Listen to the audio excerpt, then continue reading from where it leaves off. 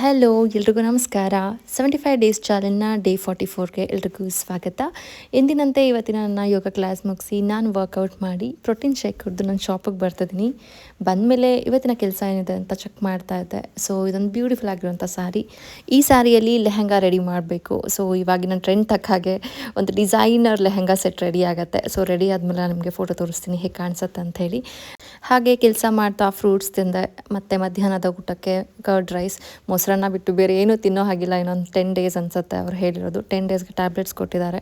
So 10 ಡೇಸ್ವರೆಗೂ ಮೊಸರನ್ನ ಇಡ್ಲಿ ಇಷ್ಟು ತಿನ್ನಬೇಕು. ಎನಿವೆ ಈ ಡ್ರೆಸ್ ರೆಡಿ ಮಾಡಬೇಕಿತ್ತಲ್ಲ, ಸೊ ಇದಕ್ಕೆ ಲೇಸ್ ತೊಗೊಂಬರ್ಲಿಕ್ಕೆ ನಾನು ಹೊರಗೆ ಹೋಗಿದ್ದೆ.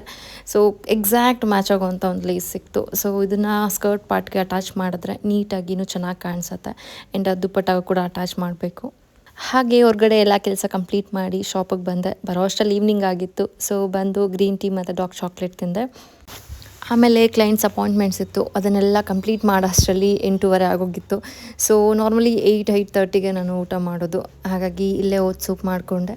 ಇದನ್ನು ಕುಡಿದು ಇವತ್ತಿನ ದಿನ ನಾನು ಮುಗಿಸ್ತಿದ್ದೀನಿ. ನಾಳೆ ಸಿಗುವ. ಬಾಯ್.